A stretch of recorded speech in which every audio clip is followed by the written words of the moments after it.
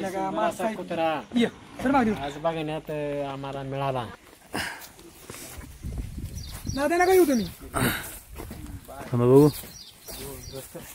तर नमस्कार मित्रांनो, मी सर्पमित्र विवेक मोहिते, सर्पमित्र विजय माने आणि आम्ही आत्ताच कडेपूरवरून शिवाजीनगरला आलेलो आहे. तुमचं नाव? दिलीप गुरव यांनी आम्हाला कॉल केला आणि त्यांचं असं म्हणणं आहे की हा लिंबूच्या झाडावर साप आहे, तर आपण बघूया कोणत्या जातीचा साप आहे आणि आपण त्याला रेस्क्यू करून सुरक्षितरित्या नैसर्गिक आदिवासात सोडणार आहे. तरी तुम्ही बघू शकता.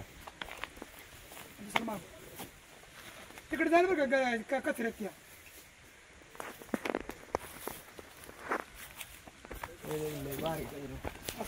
एक काम आपण आता हे बघू शकता, हँड ग्लोव्ज वगैरे लहान साईजचा साप आहे त्याच्यामुळं हँड ग्लोव्ज वापरतात.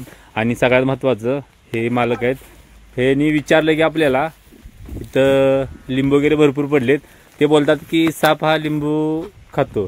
तर पहिली गोष्ट म्हणजे साप हा मांसाहारी असल्यामुळे तो लिंबू किंवा झाडपाला असं काही खात नाही.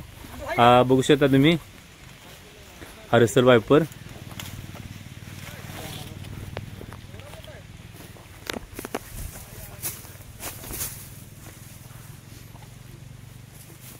हा वायपर बघू शकता मित्रांनो तुम्ही.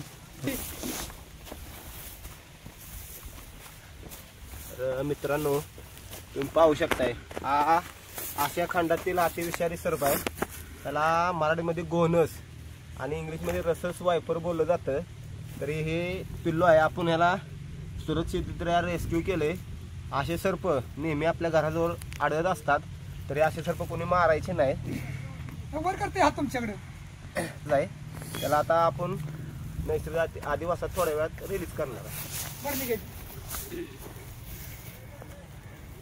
बारीक पण तुम्हाला माहिती आहे त्याच्या बायकोला काय झालं की त्यांनीच वाटवली. 15 दिवस आड मुडती बाई, 15 दिवस आड मुडती.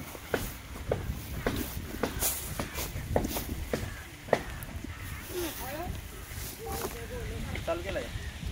तर मित्रांनो त्यांचं म्हणणं होतं की हा गोनस जातीचा साप आहे आणि हा लिंबू खात होता असं त्यांचं म्हणणं आहे. त्यांनी बघितलंय. तर मित्रांनो लक्षात ठेवा, हा लिंबू कधीही खात नाही. हा मांसाहारीच प्राणी आहे, हो फक्त स्वतः शिकार करून खाणारा प्राणी आहे. त्यामुळं असा गैरसमज कोणी करायचा नाही की काय पेरू खाल्ला काय केला, असं बऱ्याच ठिकाणी आम्हाला बघायला मिळतं. माणसं सांगत असतात, कधी कोण म्हणतं पेरू खाल्लाय, टोमॅटो खाल्लाय, पण हा मांसाहारी प्राणी आहे.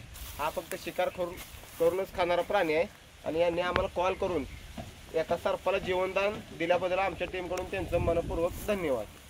मित्रांनो थोड्या वेळापूर्वी आम्ही शिवाजीनगरमधून हा Russell viper baby Russell viper पाहू शकता नैसर्गिक आदिवासात आम्ही रिलीज करतो.